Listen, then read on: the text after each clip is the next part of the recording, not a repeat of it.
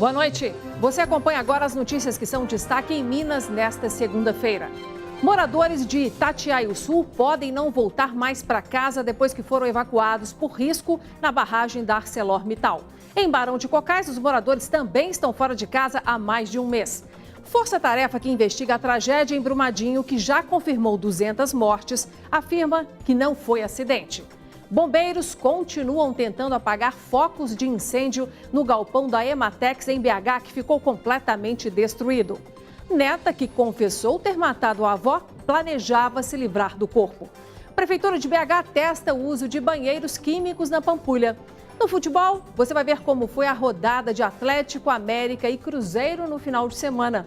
E a Miss Minas Gerais conquista o título de mulher mais linda do Brasil. E não se esqueça que estamos transmitindo ao vivo pelo Facebook, na página da TV Band Minas.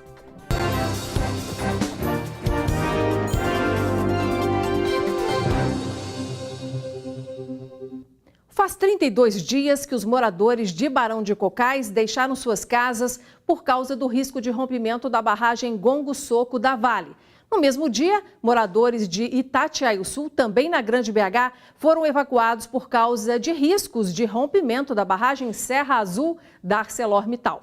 O ritmo da vida nessas cidades mudou demais após esses alertas de segurança e tanto moradores quanto comerciantes lamentam tantas incertezas e prejuízos. Nas prateleiras, os espaços vazios mostram que alguns produtos não tiveram reposição. Os que restaram já estão no fim. Para diminuir o prejuízo, Karine só compra o essencial. O problema começou quando parte dos moradores teve que sair de casa no distrito de Pinheiros, em Itatiaiuçu, na região metropolitana de Belo Horizonte. Sem o movimento de antes, a comerciante viu as vendas na mercearia despencarem. Perdemos de 20% a 30% do lucro que a gente tinha, e principalmente porque a gente está na área de risco aqui, né? As pessoas que passavam aqui quase não passam mais. Fernando tinha acabado de abrir uma pizzaria na região.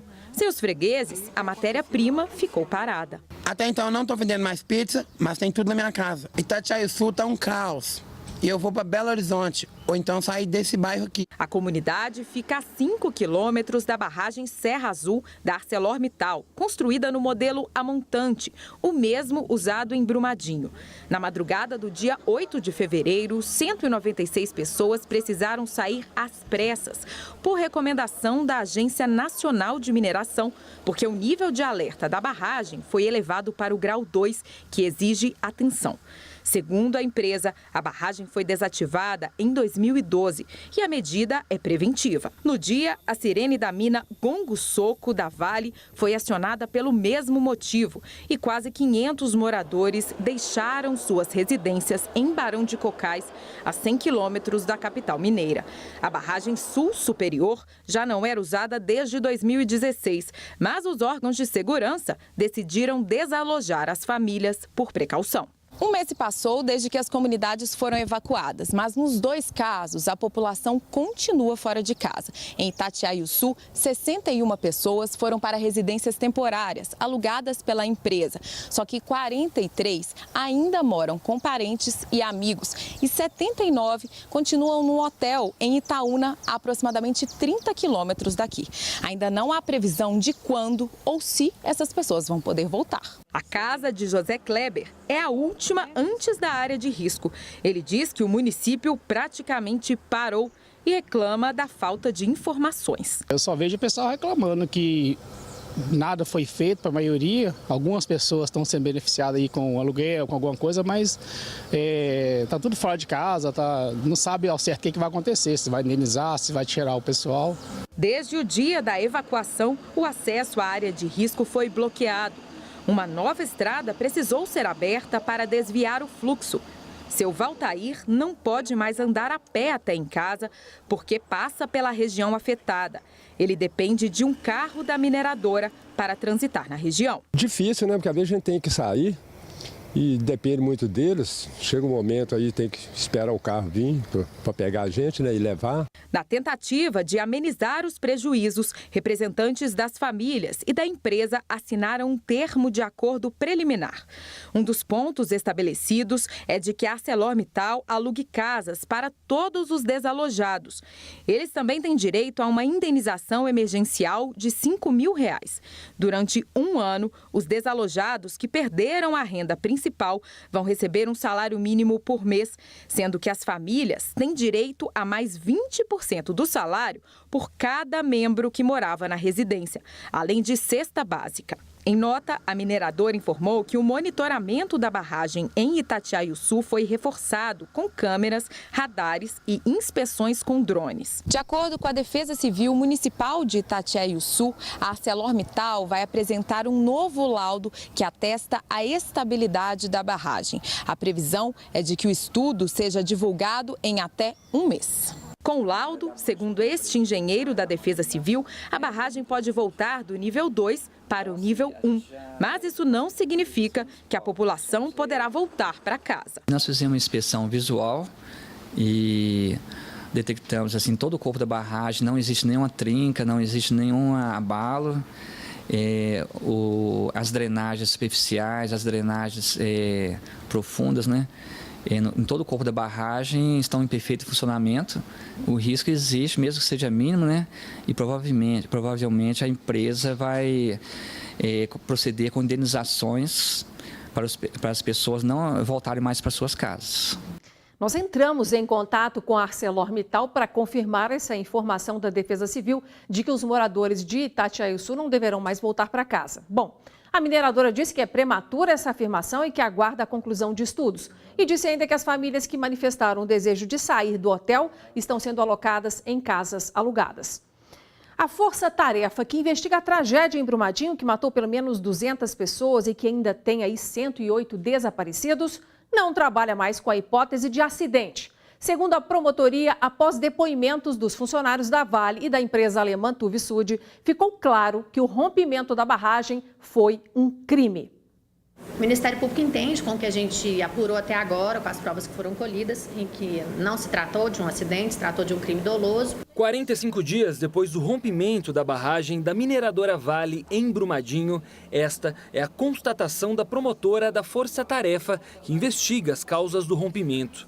Há indícios de que desde 2017, funcionários da mineradora Vale sabiam dos riscos do local. O que a gente vê é que os funcionários que lidavam diariamente ali com aquela barragem, especialmente as pessoas em favor de quem foi requerida a prisão ou a busca e apreensão, chegaram em algum momento a ter conhecimento da situação crítica da barragem. Não fizeram nada, a empresa, né, os funcionários dizem que estavam analisando propostas e alternativas para a melhoria do fator de segurança, mas nenhuma medida prática, né, de se esvaziar, de se desocupar, foi tomada por nenhum funcionário da empresa. Os depoimentos dos funcionários da Vale foi um ponto importante na investigação. A engenheira responsável pela barragem B1, Cristina Malheiros, confessou que a mineradora estava ciente dos riscos de rompimento. O doutor Eduardo Figueiredo, que também trabalha na Força Tarefa, lembra que o empenho é grande, mas que a investigação é complexa. São interrogatórios extensos, interrogatórios presididos de forma conjunta, tanto por delegados de polícia quanto pelos promotores de justiça que compõem a Força Tarefa, haja vista o detalhamento das informações, a necessidade de se extrair o máximo de informação possível para colaborar com as investigações e, consequentemente, para a conclusão a respeito dos fatos. Ainda não há previsão para concluir as investigações. A tragédia em Brumadinho já matou 200 pessoas e 108 ainda estão desaparecidas. O Ministério Público de Minas Gerais informou hoje que a Vale tem até o próximo dia 4 de abril para apresentar um relatório parcial sobre os repasses de pagamentos para os atingidos pelo rompimento da barragem. A mineradora também terá que apresentar informações detalhadas sobre pedidos de urgência e sobre abastecimento da região. E tem uma outra notícia que se destaca nesta segunda-feira. Um vídeo que circula nas redes sociais mostra agentes penitenciários em um churrasco que teria sido realizado na penitenciária de Francisco Sá, na região norte do nosso estado. Nas imagens, os funcionários da unidade prepararam a carne dentro das dependências do presídio como se estivessem em uma festa. Alguns ainda vestem o uniforme ali do presídio. A Secretaria de Estado de Administração Prisional se posicionou sobre essas imagens e disse por meio de nota que repudia a conduta por parte dos servidores que aparecem neste vídeo. A Secretaria disse ainda que, se constatada a veracidade dos fatos, medidas disciplinares serão tomadas conforme a lei. A direção-geral da unidade reforçou que abriu um procedimento interno para apurar o ocorrido. Ainda não se sabe o valor do prejuízo causado pelo incêndio que destruiu o galpão do estoque do escritório da indústria de malhas Ematex aqui em Belo Horizonte. As chamas começaram na manhã desse domingo e foi um funcionário da empresa que estava no local que chamou os bombeiros. O combate a alguns focos de incêndio continua até o momento, somando aí quase 36 horas de trabalhos. As causas do incêndio ainda são desconhecidas e a Defesa Civil avalia os danos à estrutura do galpão. A fumaça podia ser vista de longe. Moradores da capital fizeram registros da grande nuvem preta de diversas partes da cidade. O incêndio tomou conta do depósito de tecidos de uma empresa têxtil no bairro Carlos Prates, região oeste de Belo Horizonte. De acordo com o Corpo de Bombeiros, o incêndio teria começado por volta das 8 horas da manhã neste prédio que funcionaria a administração da empresa. No momento, havia apenas um funcionário que seria o vigia, que ligou para o Corpo de Bombeiros falando sobre o início do incêndio. Funcionários, quando ficaram sabendo, das chamas que consumiam o espaço, vieram para o local para tentar salvar alguns documentos. Um local onde nós temos muitos produtos inflamáveis, bastante material combustível, que é uma fábrica têxtil. E a partir daí nós iniciamos nossas ações táticas de combate a incêndio, conseguindo agora controlar melhor esse incêndio. Durante toda a manhã, os militares trabalharam para apagar as chamas e impedir que o incêndio se alastrasse para imóveis vizinhos. Pouca coisa sobrou dentro do galpão. Apenas metais retorcidos e centenas de rolos de tecidos destruídos pelas chamas. O local do incêndio fica bem ao lado do pontilhão da linha férrea do metrô da capital, mas o transporte seguiu funcionando normalmente. Para facilitar o trabalho dos militares, o trânsito na rua que dá acesso à empresa e a pista da direita do viaduto Itamar Franco foram interditadas. Funcionários que estiveram no local não quiseram gravar a entrevista, mas afirmaram que no prédio funcionava a parte administrativa da empresa. Segundo os bombeiros, o local não possuía auto de vistoria para funcionar. Dentro dos nossos registros, nós já fizemos essa pesquisa e não consta auto de vistoria de Corpo de Bombeiros para certificação. Ela estaria funcionando de forma irregular. As causas do incêndio ainda serão investigadas. Segundo o militar do Corpo de Bombeiros, é cedo para afirmar o que teria motivado o início das chamas.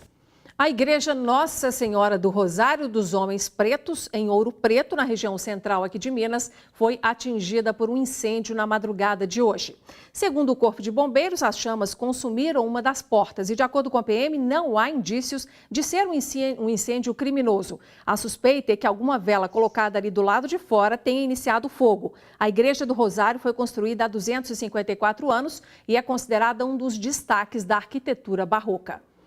E novas informações sobre o assassinato da avó pela neta adolescente aqui em Belo Horizonte estão sendo reveladas e tornam o crime ainda mais trágico e macabro. Além de esconder o corpo da avó por mais de 2 meses e de dar festas no local, a neta comprou roupas caras e planejava se desfazer do corpo. Pela lei, a menor pode ficar no máximo 3 anos internada. No condomínio onde a neta de 17 anos matou a avó e escondeu o corpo no quarto por 2 meses, o espanto provoca o silêncio dos moradores. Os advogados da administradora disseram que ninguém no local quer falar sobre o assunto. Posso dar uma palavrinha com vocês rapidinho? Eu sou visitante. O jornalismo da Band teve acesso com exclusividade às fotos das roupas compradas pela menor e do passeio que ela fez enquanto o corpo da avó estava escondido no quarto. Aqui, a menor aparece fazendo referência ao sapato novo que acabara de comprar. A porta do quarto, vedada com a lona, está ao fundo e o que está atrás dela parece não incomodar a menina. Nem os amigos, todos menores de idade, parecem se preocupar com o que está dentro do quarto. Na selfie, 3 deles aparecem na sala com a lona amarela ao fundo. Fez festas, comprava bebidas, comprou uísque, tinha camisinha no local. A casa tinha uma frequência natural, normal. Os vizinhos nos relatam que via som, até atrapalhava eles, né? Ouvia o som lá de festa, via o movimento na casa lá normalmente, e isso nunca levantou uma suspeita. A adolescente foi trazida aqui para este centro socioeducativo, onde vai aguardar a audiência que vai definir o futuro da garota. Enquanto isso, as investigações continuam. Uma foto descoberta pela polícia leva os militares a crer que a menor já planejava retirar o corpo do quarto. A foto mostra materiais como corda, lona, serrote e cola. Eles estavam guardados dentro da casa. Possivelmente, eles pegariam esse material para tentar ocultar o cadáver. O que a gente não entende é porque demorou tanto tempo para fazer esse processo. Até corda tinha para amarrar e para levar, para conduzir. Agora a gente não consegue esclarecer para vocês o motivo de tanta demora, né, de 2 meses para fazer a ocultação desse cadáver de forma definitiva. De acordo com este advogado criminalista e mestre em direito penal, a adolescente pode pegar no máximo 3 anos de internação. Ela poderá responder por uma sanção que está prevista lá no Estatuto da Criança e Adolescente, que vai desde advertência, prestação de serviço à comunidade, sendo a mais grave a internação. A internação normalmente é prevista para casos em que há o crime cometido com violência ou grave ameaça, dentre outros. Cerca de 800 quilos de maconha foram apreendidos na região de Venda Nova, aqui em BH, após uma denúncia anônima. Primeiro, a PM encontrou 3 armas de fogo e barras de maconha ali no Jardim Leblon. E lá havia uma conta de água com o endereço de um imóvel no Barreiro e as buscas então foram ampliadas. No segundo local, o cheiro de maconha era forte. Os policiais entraram, encontrando ainda munições de diversos calibres. Nenhum suspeito foi preso. Os foliões aproveitaram até o último minutinho a programação oficial do Carnaval de BH. A festa acabou ontem, depois de quase um mês. Na região nordeste da cidade, teve despedida ao som de música popular brasileira. Belo Horizonte se despediu do carnaval com muito samba no pé. No último dia da programação oficial da festa da capital, os foliões foram mais uma vez para a rua. Eles aproveitaram o fim de semana para se despedir da maior festa popular brasileira. E não faltou animação. Último? Espero que tenha mais dias ainda. Carnaval não cansa, né? Muito bom. Estou achando maravilhoso, irmãs Filhas de Clara. Nível altíssimo, pessoal animado, alegre, todo mundo do bem. E nem a chuva que caiu em algumas regiões de Belo Horizonte desanimou os foliões. Centenas de pessoas vieram prestigiar o primeiro bloco carnavalesco de rua a homenagear a cantora mineira Clara Nunes. Animação e música boa não faltou por aqui. Muito fã de Clara Nunes? Muito fã. Ela é fantástica, inesquecível. Esse ano a Aline, com trabalho com as outras cantoras, decidiu montar o bloco em homenagem à Clara, visando também um trabalho que ela já tinha em homenagem. Então, essas mulheres se uniram, todas musicistas, para fazer essa grande homenagem à guerreira. E se é hora de dizer adeus para a folia, o melhor é recarregar as energias e se preparar para o ano que vem.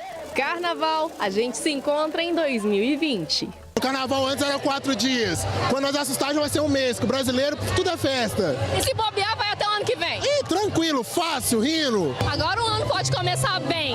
Feliz ano novo. A orla da Lagoa da Pampulha ganhou banheiros químicos nesse final de semana. A Prefeitura da capital está testando essa solução, que aliás deixou a desejar no carnaval, né? E poderá suprir, quem sabe, a falta de banheiros públicos no local. Eles chamaram a atenção de quem passou pela Lagoa da Pampulha nesse fim de semana. A gente que pratica atividade física, nós precisamos muito de fazer necessidades, né? Tá hidratando o corpo o tempo todo. Eu acho muito importante, né? Principalmente para a gente que faz essas caminhadas aí durante o dia. Para a gente vai ser muito importante, muito legal. Os banheiros químicos foram colocados na orla da Lagoa no último sábado para atender uma reivindicação antiga da população. 30 unidades foram distribuídas ao longo de 15 pontos na Avenida Otacílio Negrão de Lima. Esse foi um primeiro teste, mas a intenção da Prefeitura é que a partir de agora eles estejam disponíveis de sexta-feira a domingo no local. É muito importante, né, para a população ter um banheiro aqui, né? É uma coisa que realmente faz falta o banheiro aqui na Lagoa. Mas a medida paliativa deve ser repensada, segundo especialistas, para respeitar o patrimônio cultural da humanidade. Um patrimônio mundial da arquitetura, um conjunto moderno, tombado pela Unesco, ele tem que ter uma outra visão. É uma área que tem várias diretrizes que precisam ser respeitadas. Não é só quem passa pela Lagoa da Pampulha que sofre com a falta de sanitários públicos. Quem frequenta áreas de muito movimento, como o centro de Belo Horizonte, também tem dificuldade para usar o banheiro. Na hora do aperto, o jeito é se virar como pode. O jeito é procurar uma loja, né? Porque fazer nesses lugares aí também é complicado por causa do cheiro, né? Aí dá vontade de chorar, né? Que nem aqui no shopping não tem lugar. A falta de banheiros públicos também gera outro problema para a capital, o xixi na rua. Um problema de planejamento, porque os banheiros públicos têm que ser pensados para atender a toda a dinâmica da cidade, a todo o funcionamento da cidade. Inclusive, é uma demanda dos profissionais que atuam nas ruas.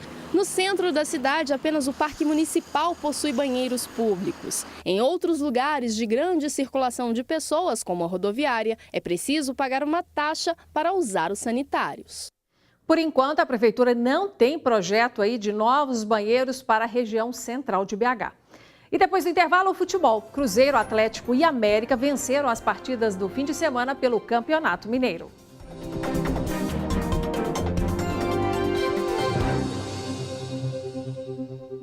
Estamos de volta com o futebol. O Cruzeiro venceu o Tombense por 2-0 nesse domingo aqui no Mineirão. A partida começou com 3 gols anulados e também foi marcada pela saída de Thiago Neves do campo. Quem conta pra gente como foi aí essa competição ontem é o repórter e comentarista André Salles. Boa noite, André. Boa noite, Inácia. Boa noite para todo mundo. Pois é, Cruzeiro muito superior, acho que já era esperado, mesmo com o time bem mexido, né, jogando só com o Dedé mesmo dos titulares, o Thiago Neves voltando. A gente está até vendo o primeiro gol do Sassá aí de pênalti, depois teve o gol do David também ampliando. Ainda teve defesa de pênalti do Rafael, que foi muito bem, né, o reserva do Fábio, mas sempre que entra corresponde. Jogo tranquilo, o Cruzeiro muito superior mesmo, já pensando na Libertadores, mas jogou com tranquilidade. A nota negativa foi realmente a contusão do Thiago Neves. Na verdade, não teve contusão de acordo com o departamento médico, mas saiu por precaução, tá fora da partida de quarta-feira. Cruzeiro, então, vencendo no estadual, preservando os titulares e já pensando na quarta-feira. Mas ele sentiu uma dor, foi o quê? Algo espontâneo ali na hora? A panturrilha tem sido o grande drama do Thiago Neves nos últimos 2 anos. E aí, nesse ano, ele já tinha sentido uma lesão, estava fazendo um trabalho específico e o combinado com o departamento médico era dele avisar se tivesse algum problema. Sentiu uma fisgada, pediu para sair, mas não é nada grave. Tomara que volte. Agora a gente fala do Atlético, que se mantém na liderança do Campeonato Mineiro após vencer o Patrocinense aos 45 minutos do segundo tempo e graças ao centroavante Guga que salvou o Galo, que sufoca, hein? Na verdade, o Guga realmente ajudou demais, mas na verdade quem fez o gol foi o Alejandro. O Alejandro é um centroavante muito jovem da base do Atlético, o lance é esse, ó. O Guga vem na linha de fundo, levanta a cabeça e rola para o Alejandro, um gol importantíssimo aos 46 minutos e que deixa o Atlético na liderança. Um dado muito interessante, Nácia. O Patrocinense, ele não era derrotado dentro de casa, lá em Patrocínio, desde 2016. Então, um feito grande aí para os reservas do Atlético. Com certeza. E agora falando do América, que também venceu no final de semana e segurou aí o segundo lugar do campeonato. Fala pra gente da partida. Pois é, o América jogou muito bem, começou ganhando. Começar ganhando é sempre importante com o Júnior Viçosa. E aí a gente vai ver o gol dele logo no comecinho. E aí no segundo tempo, o Mateuzinho fez um belo gol de falta. Então o América na cola do Atlético, fazendo uma grande campanha nesse Campeonato Mineiro. Belo clássico, hein, no final de semana. Atlético e América vai ser um jogão. Tá certo. Obrigada, André. Até amanhã. Valeu. Bom, e agora a gente faz uma pausa nas notícias do dia para refletir sobre o comportamento dos jovens. Aquele jeito de agir sempre contrariando os pais é normal, segundo o professor de física mais famoso do Brasil. E o Pachecão vai explicar agora por que isso acontece. Meus queridos, se você acha que ser pai é difícil nos dias de hoje, imagine ser filho.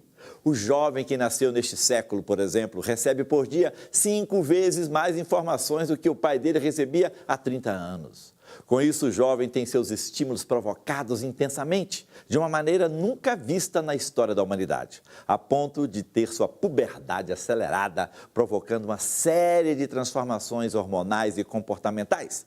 Não se limite a pensar no físico dele que ganha formas, no cérebro que se desenvolve e nos pensamentos que impactam suas emoções. Tem muito mais, meus queridos. O olhar constante na tela do celular, as relações que nasceram pela internet e a busca por informações em um mundo às vezes desconhecido, mas acessível no computador há muito tempo, deixaram de ser apenas vida digital. Isso é tudo real. E é nessa realidade que a vida dos jovens acontece.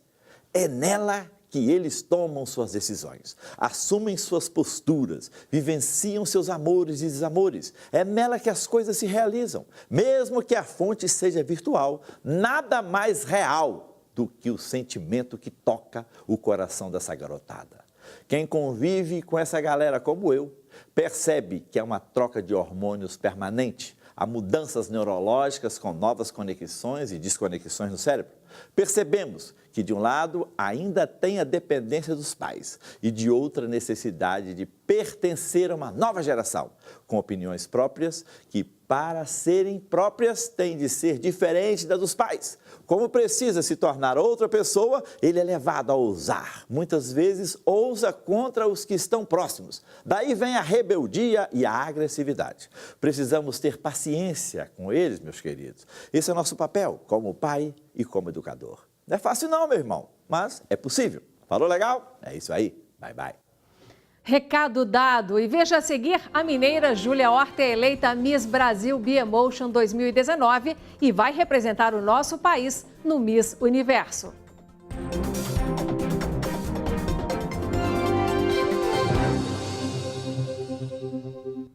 A mineira Júlia Horta é a nova Miss Brasil Biemotion 2019. A disputa terminou no sábado à noite em cerimônia realizada em São Paulo e a jornalista desfilou sua beleza e carisma, conquistando a plateia, os jurados e até mesmo as demais candidatas, as concorrentes que elegeram a nossa Miss como favorita ao título. Júlia Horta também ganhou o prêmio por sua boa oratória, pelo tutorial de maquiagem, um dos desafios do Miss Brasil, e ainda venceu no quesito voto popular. Ela havia sido eleita Miss Minas Gerais no mês passado aqui na capital e esteve conosco aqui no Jornal ao Vivo, falando sobre as expectativas para a etapa nacional do concurso e agora segue para o Miss Universo na final do ano. O espetáculo foi aberto ao som da bateria da Escola de Samba Paulista Acadêmicos do Tucuruvi. Acompanhado de vencedoras de anos anteriores, o apresentador Cássio Reis comandou a cerimônia. Boa noite, Brasil! Sejam muito bem-vindos! Uma primeira peneira definiu entre as 27 competidoras as 15 que passariam para a fase seguinte, o tradicional desfile de biquíni. Tanta volta pra nenhuma resposta, tanta volta pra nenhuma resposta. As 10 semifinalistas foram escolhidas depois de uma prova que avaliou a capacidade das candidatas de montar looks para diferentes ocasiões. Colocar meu sapato do Bischoff que dá sorte. Tem pouco tempo. Vamos lá, vamos sair todo mundo. O desfile de vestidos de gala e os discursos selecionaram as 5 finalistas. As Misses Ceará, Rio Grande do Sul, São Paulo, Rio Grande do Norte e Minas Gerais disputaram a coroa. A decisão saiu depois da fase de perguntas. Esse cenário fez com que nós percebêssemos o quanto é importante que a gente se una e entenda o quanto o nosso voto importa. O júri, composto por 10 especialistas em moda, estilistas e jornalistas, elegeu a Miss Minas Gerais como vencedora. A Miss Brasil Biemotion 2019 é a Miss Minas Gerais! Júlia Horta tem 24 anos, é jornalista e influenciadora digital. Ela representará o país no Miss Universo.